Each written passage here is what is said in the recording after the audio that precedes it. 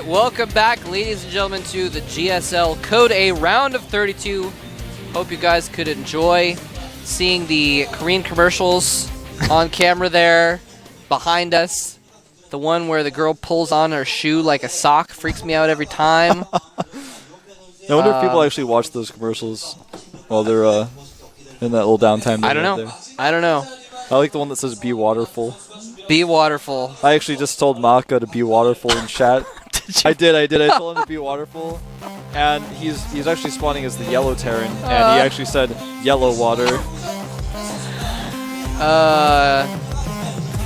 Anyway, he's gonna be remember to waterful be a good downloader too. Yeah, be a good downloader. That's what those ads we were seeing earlier about with the crazy werewolf noise. So obviously, MaKa made it to the round of 16 last season. He didn't get knocked out. He went to Code A Purgatory, where you don't go up, you don't go down. You just have to try again next time. Yep. Yeah, this guy, MaKa, we talk about people being around for a while. MaKa's actually been around for freaking ever. He actually won some of the biggest tournaments in the beta. He was actually considered by many to be the best player in the world. That's something a lot of people forget about in Korea. There were all these players that didn't get streamed a lot. In the United States, people were like, oh, I think this foreign player is actually the best player in the world. I thought Idra and White were the best players in the world, but actually there were players in Korea that were just so much better that we never even got to see. And MaKa was one of those guys. Now here's Sjow. He got in on a Code A seed because he had one of the higher ranks for foreigners, of course, at MLG Anaheim. This guy's actually well known for having low APM and still playing extremely well, and also well known for not scouting sometimes in certain matchups because his builds are... What he says is his builds are so solid that even if he scouted something, he wouldn't change what he was doing. That's the theory behind it, although from what I've heard, there's been a couple times when he has lost games because he didn't scout in time. So, I don't know. We're going to see if he's going to do that today, though, of course. But yeah, doing very well in MLG Anaheim. This is another guy who has, about a dozen golds and silvers from various foreign tournaments, 4PL DE tournaments and stuff like that. Go for SC2 cups. Yeah, he's won tons of those little online tournaments. I remember looking at Sjow back around, I guess it was about a year ago, October, September. He was winning so many online tournaments. I was like, well, this guy's actually going somewhere. He's got a lot of potential. And here he is in Korea a year later. He's got his first shot. He's playing against MaKa, though. One of the masters of Terran versus Terran. See if you can take him out. Yep, and remember this guy, Sjow, he's coming from Sweden, right? Hasn't been in Korea very long. He's been here less than a week. Actually, we're going to talk about him in just a minute more because game number 1 is starting on Crossfire. Sjow versus MaKa. Can the Swedish player defeat the Korean? We'll find out in just a second.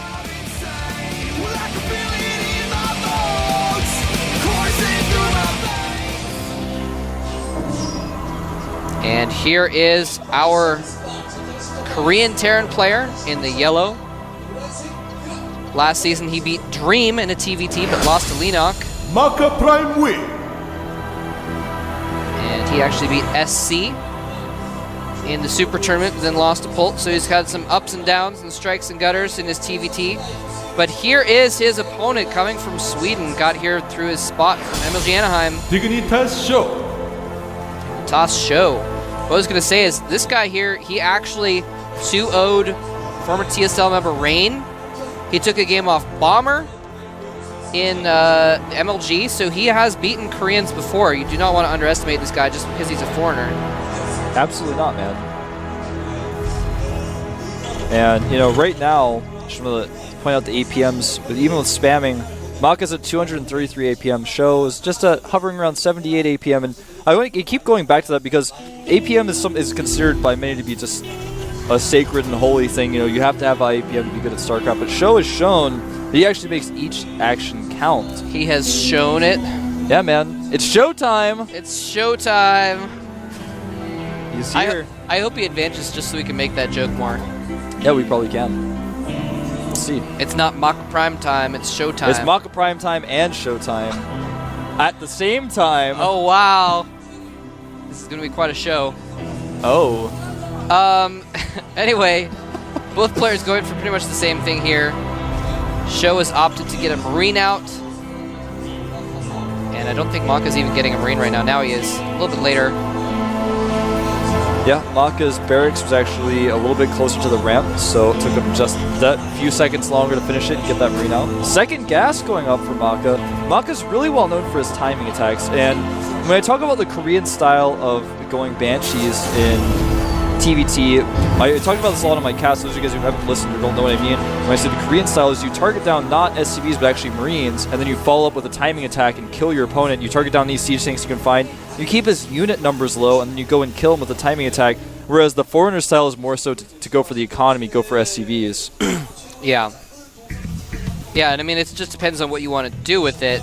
If you are going to go for the timing attack, it's better to kill the units, actually. If you want to play a macro game and just get that lead and like take a faster third or something, then it's better to get the SCVs. So factories, around the same time for both of these guys. Shjow's actually finishing up just a little bit faster. And it looks like he's going to throw down a command center. MaKa's factory is actually hidden. I wonder if that means we're going to see him do something a little bit different. We're definitely going to see Cloak Banshees, I think, from yeah, MaKa. that's what I'm thinking. Actually, now he gets the tech lab on the starport, definitely going to be Banshees at least. Does he have both gas? Yeah, he does took both gas, gas, so probably Cloak Banshees, right. So Sjow is going for a faster command center, obviously getting a reactor on his barracks. Probably going to use that for a little bit of Marines, a little bit of Hellions, switch it quite a few times. And as you can see, no Hellion being produced for MaKa. Definitely going for Cloak Banshees. So already got that tech lab ready. Starport's going to lift here very shortly. There it is, switching it. He's got plenty of gas. In fact, he'll have enough gas to make Cloak and a Banshee almost immediately afterwards. There it goes. Beautiful. Nice timing by MaKa. Command Center finishing up here for Sjow. He is switching immediately the factory with the barracks, so you can get reactor Hellions out. Wants to control the middle of the map with those, but unfortunately for him, you know, it's not really what you want to have against Banshees. He's making a Viking though, and this is really smart. A lot of people like make a medevac first because they want to do that drop with a few Hellions and a few Marines.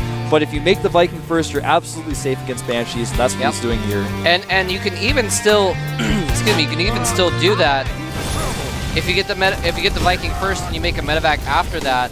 Yeah, then you can still do the drop, but then the drop is actually even safer. Because then you can send the Viking in first. You can send the Viking with it to block. If they have a Viking, exactly, you can engage Vikings instead of their Viking just killing your medevac. And if they have no Viking, you can land your Viking and do a little bit more damage to that Viking. Yep.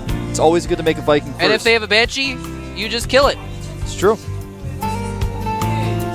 Cloak is upgrading, and it looks like it's going to be finished just before this Banshee does get over to the base. He has no eBay, and he doesn't have a scan. He's probably going to have a scan by the time this Banshee gets here. And in fact, actually, he didn't use any scans on his new orbital just yet, so he does have one scan saved up from that.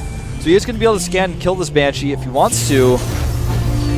Here comes the Cloak Banshee now, targeting down SCVs. Actually going for the Marine first.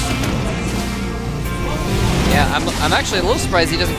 Well. Oh, he just dropped the mules. Oh, he doesn't have any scans.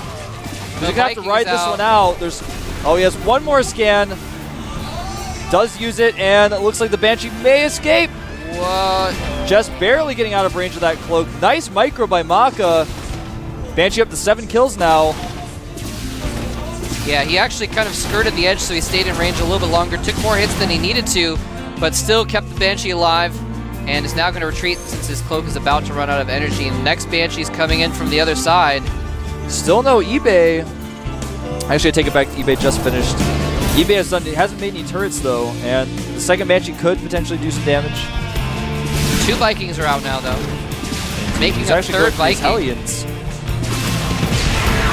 Doesn't want to lose map control. And scans, and that was kind of a wasted scan. I don't know why he scanned when there was just one Viking there. He can't kill it with just one Viking in that amount of time. Nice control again by MaKa. He's killing so many workers here. Right now he's got a total of... Oh, Sjow needs to get that Viking over there. Oh, there man. he goes. There he goes. And one shot. Second volley kills it. Good stuff. Still killing workers though at the natural with the other Banshee. And MaKa is just crushing through Sjow. And something we haven't talked about yet is in the mini-map, you guys are going to shove in a second, is that timing attack I was talking about. There it is. Tons of units streaming across the map for MaKa. He has a 20 supply lead. He's going to have Blue Flame Hellions. Ton of SCVs as well. He's going to have Blue Flame to help defend this, but MaKa does have siege mode. He's He's going to be very careful with how he engages this. If he can take out the Hellions safely before Blue Flame is done or before they can engage really the way they want to, he'll be in great shape. Sjow is very smartly going to just stall. Oh, nice hits on those Hellions. Ooh, needs to be careful of those tanks, though. And, you know, the Command Center is almost in a position where it can't retreat. If MaKa decides to go and target it down, he'll be able to, and now he's completely contained. Vikings flying over Marines. Big mistake by Sjow. Here he comes in, trying to push into the main now. He's landed his Vikings since they're not going to do any good at this point. Blue Flame Hellions are the key to his defense right now. And these depots are falling. And if one more depot falls, he's actually going to find himself supply block. MaKa is bunkering the top of the ramp, almost getting those Hellions. They're getting very low, and more tanks are rallying in here. Wants to get that bunker up. He's not sieged up. He tries to go in and get the last couple Marines, and he does get all the Marines. The tanks, though, are now killing his Vikings. He's trying to repair, but the Vikings just taking so much damage. SCV's coming off the line to attack as well.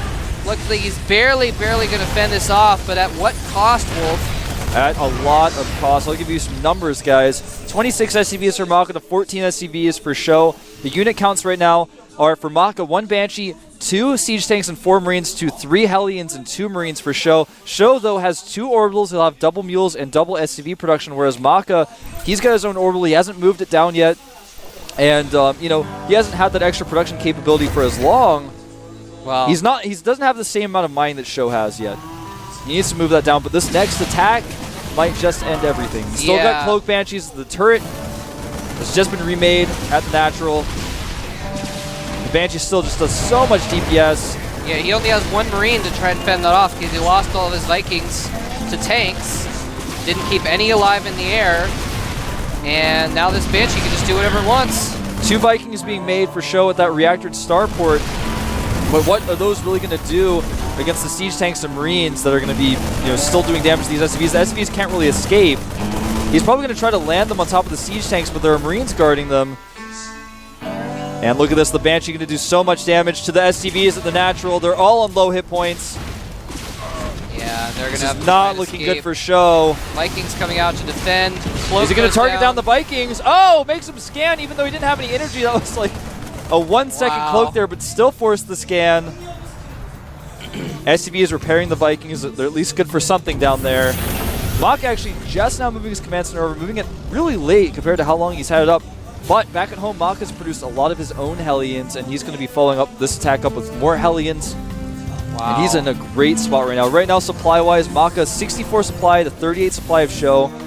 Does MaKa have the Blue Flame upgrade as well? No, he does not. He actually has double reactor factories right now, making 4 Hellions at a time. Oh my goodness. Actually, I take it back. He does have the Blue Flame Hellion upgrade. He got it during all that action. I didn't catch it. Killing the Hellion here in the middle of the map. I don't think there's anything Sjow could do to come back from this. I don't think so. His SCVs are still trapped outside of his base. He could try to make a drop ship to pick them up, but that's like the only way he could escape with those SCVs. He's made a Banshee, which is the only way he could get back into this, is by having the air superiority. I think he still has a couple Vikings around. Yeah, right now he's got 2 Vikings out in that Banshee. Banshee chases away these units for now. The siege tanks have to go home. And MaKa never went over and killed those SCVs in the corner, so he still got them. Yeah, he kept those SCVs alive. A lot of them are on low hit points. Worker count 37 to 25. MaKa has 3 command centers, though he actually made a 3rd command center during all of this. He's also got a 3rd factory up. Make a reactor for his starport to catch up in air. And, you know, even though Sjow's got these 2 Vikings, they're not going to last long. No, look at how many Hellions MaKa has. Ton of Hellions. What the Hellions, man. Oh my gosh. He's just like, all right, I can mass up whatever I want. Let's spin the dial and see what it comes up with. I'm going to make a ton of Hellions. And look at these SCVs you were talking about earlier. How long are they going to last here? They are not going to last very long at all. And now the Hellions can actually just ignore the Banshee and go into the main. He's actually targeted down the command center with his Hellions. He has that many. Yeah, the Banshee just can't do enough fast enough. These Hellions are going to run straight into the main supply line, and we're going to see a GG any moment now. Yeah. MaKa is going to take game number 1 against Sjow. GG. Maybe it is, in fact, MaKa prime time. It may be, man. Taking a sip from his Gatorade. Feeling good.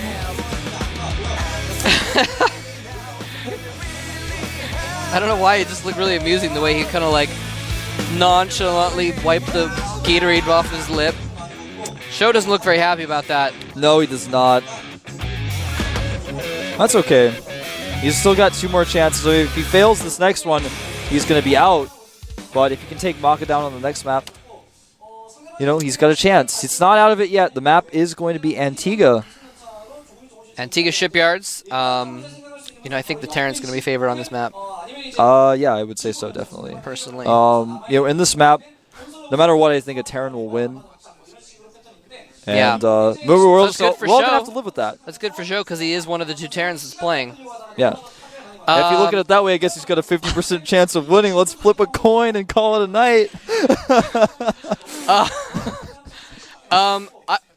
I just want to try and go back and think about like what Sjow could have done differently there. He made the Viking. He had some botched control. He lost so many SCVs with his natural. You know, he didn't pull the Viking. He had the Viking in his main, just out of range of the other Viking, so he got a bunch of kills, even though he had vision of it. It wasn't even cloaked. Oh, yeah, and then that's right. while that was going on, MaKa was getting like 12 more SCV kills at his natural. Yeah. He just didn't deal with the harassment well at all. A little bit of a multitasking control mishap. And you know what? You know, Sjow, he's been in hundreds of tournament games. You know, at least a few hundred tournament games at different times. But this isn't. I don't know if he's been on stage like this before. Yeah, I don't know if he was on stage at MLG or not, but this is a different situation. He's in a foreign country. He's not in his home territory. He is where the Titans live, man.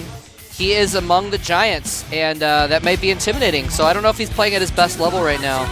Yeah, I think he's just going to have to narrow his mind, focus on the game, pretend it's an online tournament.